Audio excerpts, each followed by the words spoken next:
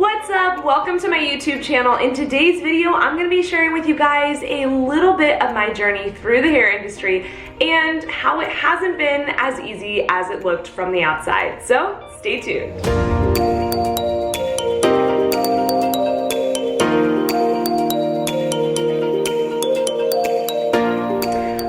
Welcome to this video. I'm really excited to be sharing a little bit of my story, and the reason why is because so many of you have reached out via DM, via comment, or just even left a comment on my Instagram saying how you wish you knew a little bit of my story because you were wondering if it relates to yours at all.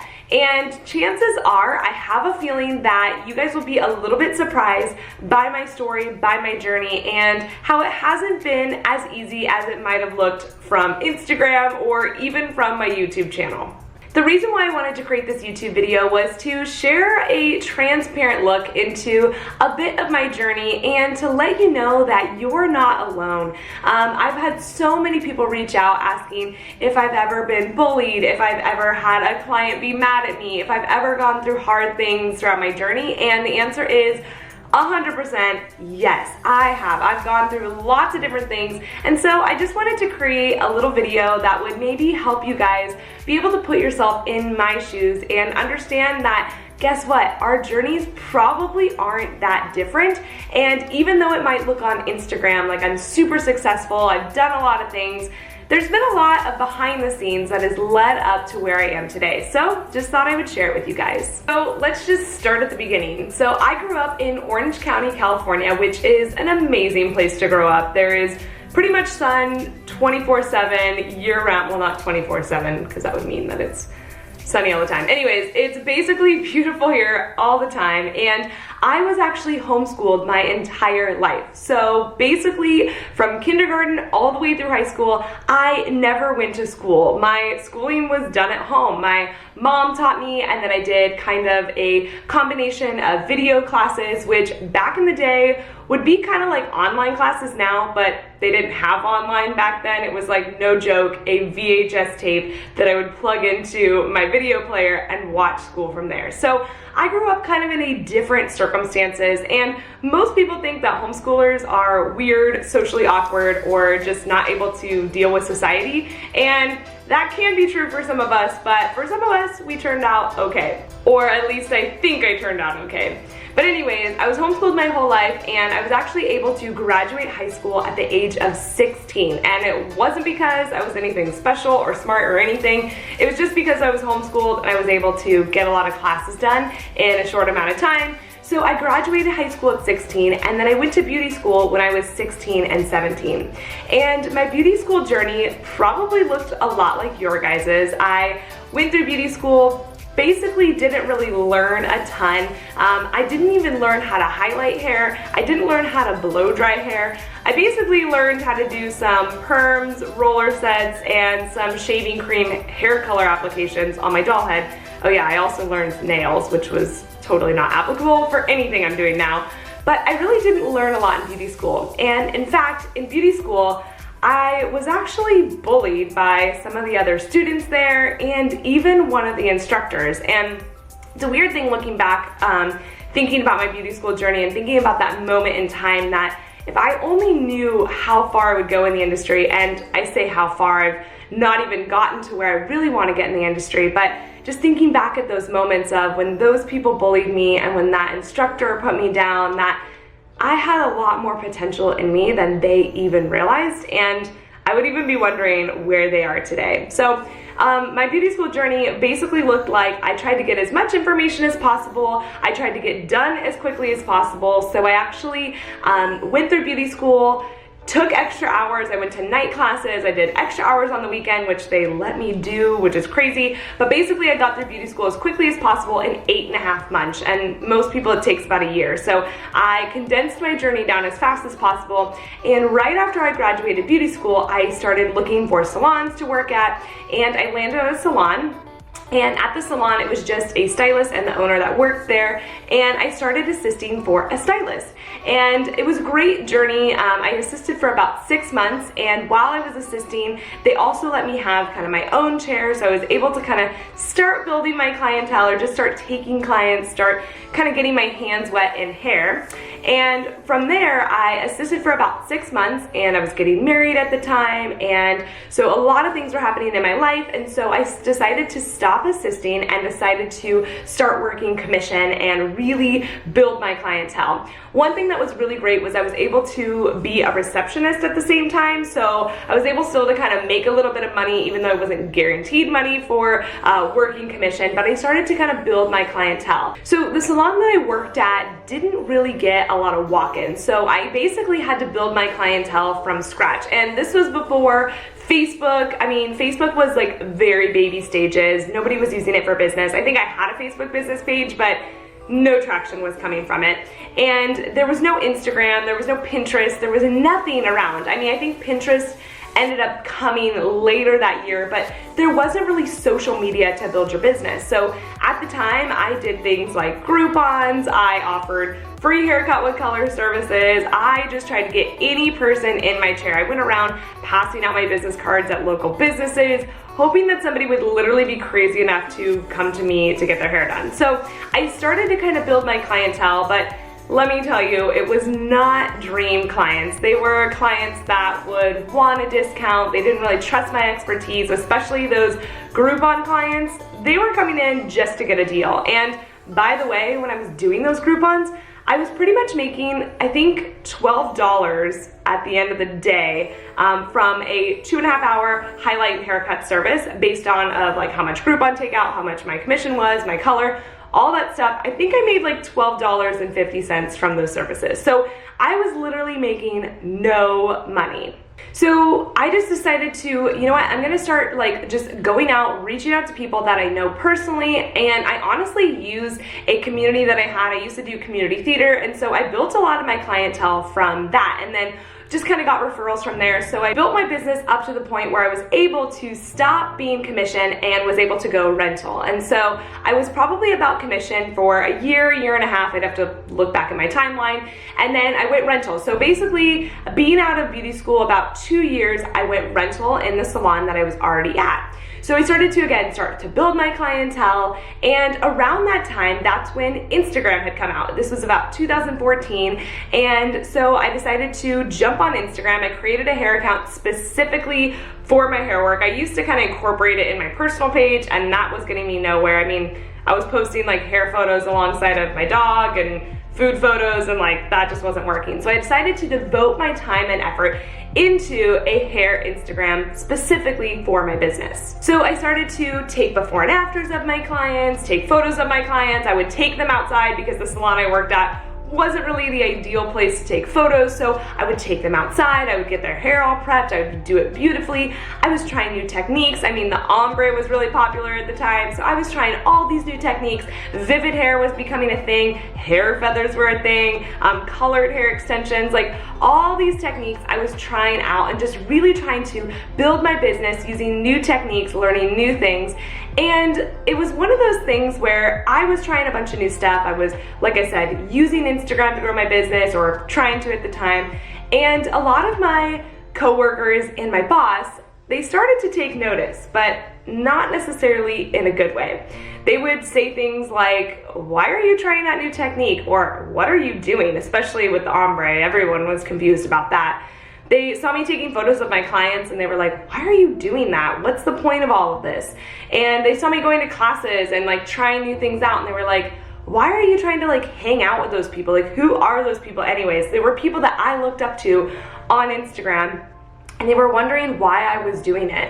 And it kind of became a thing where I think that they were, at the time, looking back, maybe a little bit intimidated by the new things that I was trying out, or maybe they just didn't understand the things that I was trying out and the new techniques I was trying, or even the new way to build my business that I was trying, that they just weren't familiar with. But over time, it got worse, and it became to a place where they would be passive aggressive towards me about trying new techniques. I mean, I remember even my boss saying something to one of his clients about me doing an ombre or balayage or something, and he was like, oh yeah, it's an ombre, that's what she's doing, and it's almost like you like dipped your hair in bleach, that's what it looks like. And he would talk that way to his clients about my clients right in front of me, right in front of my clients. And so it got to the point where it was a really negative environment. And honestly, when negativity starts at the top, it starts to trickle down. So the other stylists were negative. I mean, the back room just became a place where there was drama, and this is really common for salons where one person's negative and it honestly just starts to trickle around the space and everyone becomes negative, and it just became a place where I knew that I didn't want to be. And it got to the point where I would sit outside to eat my lunch or sit outside if I had a break because I didn't want to hear the drama and the negativity about me or other stylists or people's clients. It just became too much and it became a really negative environment. So after about 4 years of being at that salon, I knew that it was time for me to move on, and I knew that I wanted to do something bigger and more. I didn't want to just be a rental stylist forever. I knew that I had dreams of opening something bigger or just moving beyond past that. So I started to look for spaces in our area, and I looked at so many spaces. In fact, I looked at spaces across the street, around the corner, down the street, 20 minutes away, 40 minutes away. I looked at spaces everywhere, and there were so many spaces that I had gotten in contact with the management and went to go find out more information, and it fell through. And once again would do the same thing, and I thought I was like so close to renting a new space and starting construction, and it would fall through. And there were times I remember calling my mom and just like bawling my eyes out of like, another space fell through, like what the heck, like I don't want to be at this salon anymore, I know I need to move on. It became really toxic energy and environment, but I had nowhere to go. So finally, after a year of looking, I finally found a Phoenix salon suite that was going to be opening up about 20 minutes away from where I was, and it was actually closer to my house, so it was a perfect location. But I signed the lease in March of that year, and we didn't open until August. So I knew that I had this secret that I was holding on to, that I wanted to leave, that I had the potential to leave, but I didn't get a chance to leave. So during those months, I just plugged through, I tried my hardest, and at the end of the day, I was able to officially move into my Phoenix salon suite. Well, when I went to tell my salon owner that I was leaving, I mean, we had worked together for 5 years at that point. I thought that he was gonna be excited for me, and I went to tell him, and he was not excited at all. He, you know, passive aggressively tried to give me advice about it or tell me that, you know, good luck and we're here for you if you ever need to come back, basically saying, if you fail, we're here, which I guess is kind of nice, but also passive aggressively, like kind of hoping I failed. And it was one of those things where they weren't happy for me. None of my stylists that I went to, you know, they said it to my face, they were happy for me. But when I left, they mostly unfollowed me on Instagram. They went and tried to take a lot of my clients. I had clients I would call the salon, and they would try to steal my clients from me. And so as I moved, I knew that it was a good thing, but it was still so hard to have that negative energy still feel like it was there. They started to try to pick drama with me, not all the stylists, but some of them, and I was just so glad that I got out of there. So in August 2015 was when I officially moved into my salon suite, and honestly, that's when my business really started to take off. Now, when I was working at the salon, I was booked, I had a clientele, but you know, anytime you move, you always wonder, am I gonna, you know, keep my clients? And I was moving about 20 minutes away. But in August 2015, when I moved into my salon suite, that's when I was able to really narrow down my focus on what my business was, what my brand was, who I was speaking to, and honestly, that's when I really started to see massive, massive growth. I also think leaving behind the negativity and moving on from stuff like that really made a difference in just even my mindset, probably my attitude, and just the energy of the space that I was in. I started to attract more dream clients, the kind of clients that I wanted to do, the kind of hair that I wanted to do. I got way more booked up. I was booked out weeks in advance, then eventually months in advance. And I started to see really significant growth with my Instagram. I honestly think this was all because I really got focused on who I was speaking to, and what I really wanted in my business. So around the end of 2015 into 2016, my business was growing, I was doing really well, and at that point, I actually hit in April of 2016, 10,000 followers on Instagram. And the only reason why I mentioned this was because a lot of you guys have wondered how far and how quickly I've grown on Instagram, and so that was kind of a big special point to me when I hit 10,000 followers in April 2016. And when I did that, I actually launched a hashtag workbook for Hairstylist. Later on that year, I went on to launch my signature online program, Oh Hot Gram, and I launched it in July of 2016, so I've had it for almost 3 years now, and it's been so cool just to see how that's transformed, how that's changed. And the program that I launched originally is completely different from the program that I have now, that is much more robust and really expanded on. But it's been really cool just to go into the online journey and really start my education journey at that point. So I had been in my salon suite for about a year, and it was getting to the point where I kind of was outgrowing my salon suite. Now, I was month to month, so it didn't really matter. I didn't have like a year-long lease, but at that point, I was kind of outgrowing it. I needed to bring on an assistant. I needed to be able to double book, and in my salon suite, it was just too small, too cramped to really be able to expand my business. So once again, I started the journey of looking for another space, and I was actually able to find a space, no joke, a block away from where I currently was in a business complex, and it was about just under 600 square feet. So I found that space, and if you guys are curious, I will link the video to my salon tour down below so you guys can check that out. But basically, I moved into that space, and all of this happened at once. So it was October 2016. I had just launched Oh Hot Gram. I hired an assistant. I opened a salon. Literally everything was happening all at once. And at the time, I thought, I can handle this. I can just keep pushing through. But I really hit a point where I was very stressed out, super burnt out, and it really started to kind of show even in just with my clients. They noticed that I was stressed out and burned out. And one other thing that I want to make note of was when I decided to leave the negative environment of the salon and move into my salon suite, once I did, my clients even said that they noticed the negative energy and what I was surrounding with, and they saw how it affected me. So one thing that I just wanna make a little side note of is your clients can tell when things are going on in your life or when something's just not quite right. And even though we don't think that they notice it, and I definitely didn't talk about it, they could still feel the energy. And so that's just one thing that I wanna make note of is they walked through this journey with me. They saw me go from my salon. A lot of them had been clients of mine for years. They saw me move into my salon suite, and then they saw me move into this space from there. So they walked this journey with me, and it's been really cool to have those relationships. But again, they could really tell the times that I was stressed out and burnout, which is just a tip to make sure that you're taking care of yourself because your clients will notice. So by the end of 2016, I was kind of burnt out. I had done a lot, and I just kept relaunching Oh Hot Gram. I kept we close the doors every once in a while, and then we open them back up when people can join back in. And so I had done that a few times, and as I started to create my education online, that's when other brands started to take notice, and they started to reach out to me for education for their own brands. So 2017 was a really big year for education for me, and not me taking education. It was a year of me actually educating.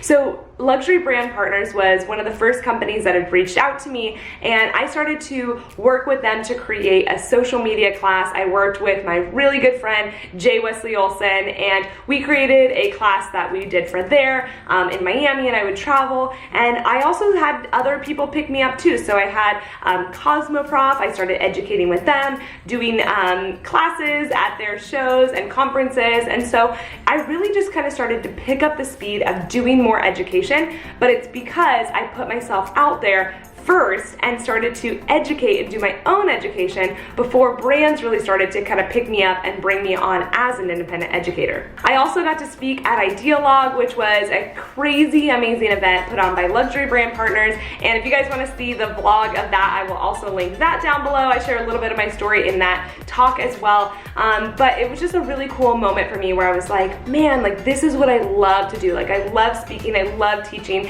And that year was something that really pushed me, but it also made me realize that like this is what I love to do.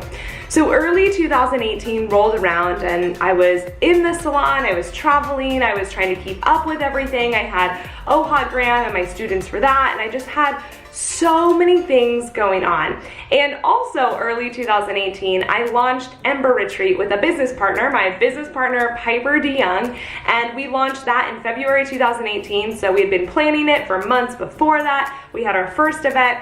So by the first quarter of 2018, I was feeling overwhelmed, stressed out, burnt out again because I was doing so many things, and not so many things to the point that I didn't love. It was just so many things. I had so many different businesses, and so I started to realize that one of the things that I realized that I needed to pull back from was working in the salon. And this wasn't a decision that I came to by myself. I had mentoring, I had people that had walked me along this journey, but I realized that my ultimate goal went from working with my clients and being there for them to shifting to helping more hairstylists grow their businesses through Instagram, through technique-based, and just really help them have a successful business.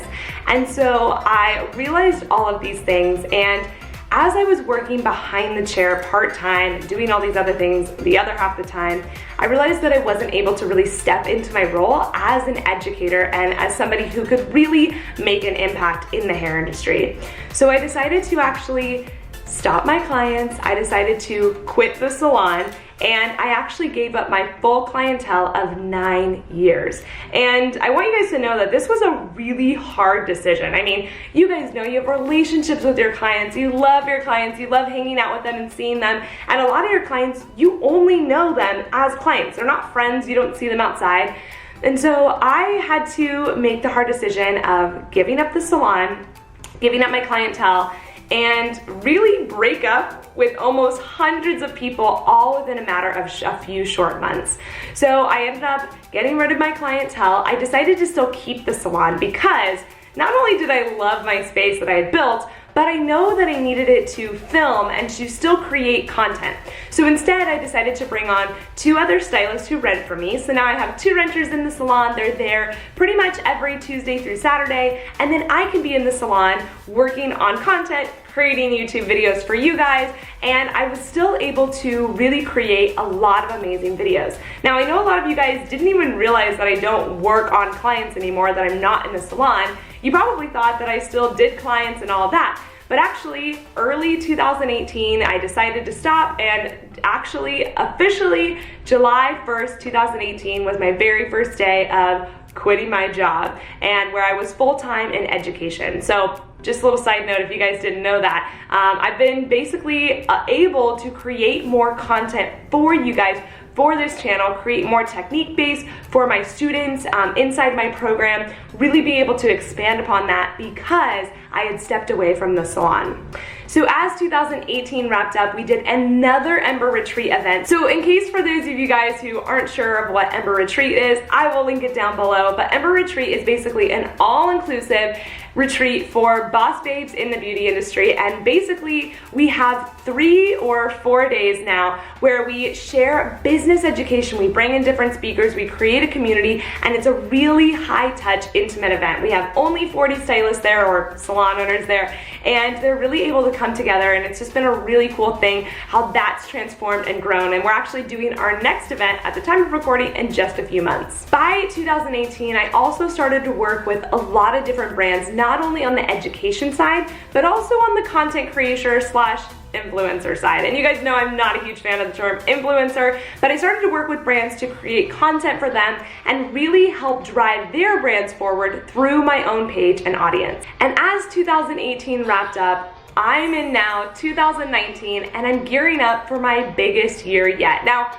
obviously that's a little intimidating and a little vulnerable to say because who knows, we're still in the very beginning stages of 2019, but one of the things that I've learned is I can do this. And I think one of the biggest things that I've learned over my journey in this industry in the last 10 years is, you know what? I can do hard things and I can push myself. And those moments when maybe someone bullied me or somebody put me down or I was in a negative environment or things didn't go my way or I didn't get the job or I didn't get the space or I didn't get what I wanted, those were all life lessons that I learned, and those were things that pushed me forward to be where I am today. And looking back, there were so many moments that obviously I didn't fill you in on every single detail because otherwise this video could be probably a day long.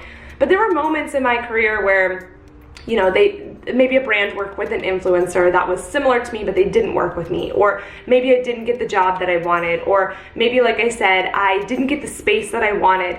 And those were things that felt like the most hard things to go through at the time. But I realized that those were the things that weren't right for me. And if I had gone down that journey, if I'd gotten the space or gotten the job or gotten to work with that brand, I know that I wouldn't be here today. And obviously looking back, I can totally see that in hindsight. But I even knew in those moments that, you know what? Hey, it didn't work out. That didn't happen. That thing that I really, really wanted didn't work out. And yeah, it's hard, but if you can know that in the moment going forward that that's not the right thing for you and that there's something better on the other side coming for you. And you know what? It might take a year. It might take 5 years. It might take 10 years for you to see that thing officially happen or to see why you didn't get that job years and years ago or why you didn't get that opportunity. And if you can come to terms with that everything really does happen for a reason, and I understand that now, and it has been so transformative in my life. So to wrap this up, one thing that I've learned, like I said, throughout my entire journey, that you can get knocked down. It could be maybe a coworker, a mean boss. It could be a friend who you thought you were close with. It could be a mentor. It could be somebody that you looked up to. It could be anybody that knocks you down in this business. It could even be just even an opportunity or a brand or whatever. There can be so many things that knock you down, but you have to get back up.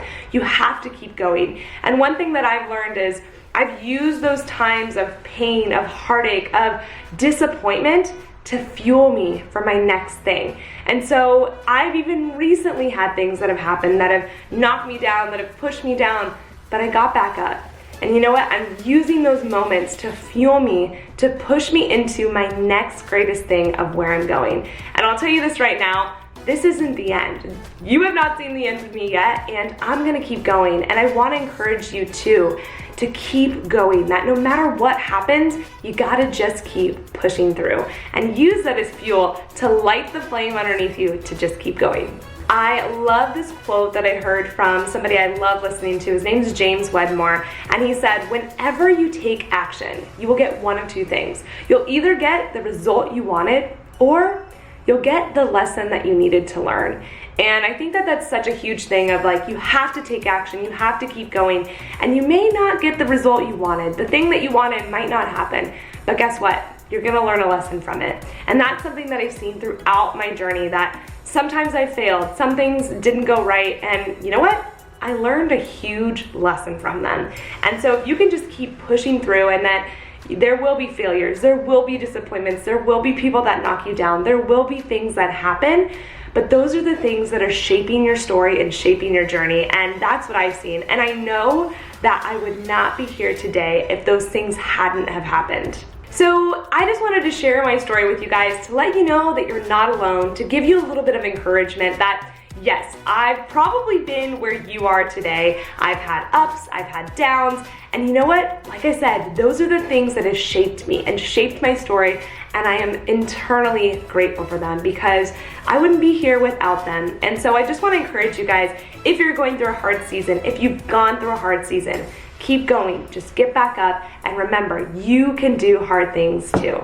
I would love to know too, because I know that probably some of you have related to part of my journey. So if you've related to any part of my journey, go ahead and leave a comment below, and I want you guys to read through the comments and see who else is out there, who else is related to this thing, because you're not alone in this. And yeah, this industry can be hard, this industry can bear you down, but at the same time, it can also be such an amazing thing that can really change your life. And so I hope this video is encouraging to you. Again, this is a little bit different than what I normally do. If you guys haven't seen my other YouTube videos, or if this is our first time hanging out, go ahead and make sure to check out my other videos by clicking here or wherever. Click onto my other videos, go watch my technique videos. This video was meant to encourage you, and I filmed it just for you watching. And if you're watching this and it made an impact in your life, go ahead and take a screenshot of it, post it on your Instagram stories, tag me, so I know that it made an impact and that I can connect with you. I love seeing who's watching these all around the world, or if you're watching this, I just absolutely love it. So go ahead and take a screenshot, tag me on Instagram stories, and share that with the world. So I just want to say thank you guys so much for taking the time to watch this longer, a little bit more in depth, a little bit more vulnerable video, and I hope that it was helpful for you. Again, let us know in the comments below how you relate to this, and I can't wait to see you guys next time. See you then.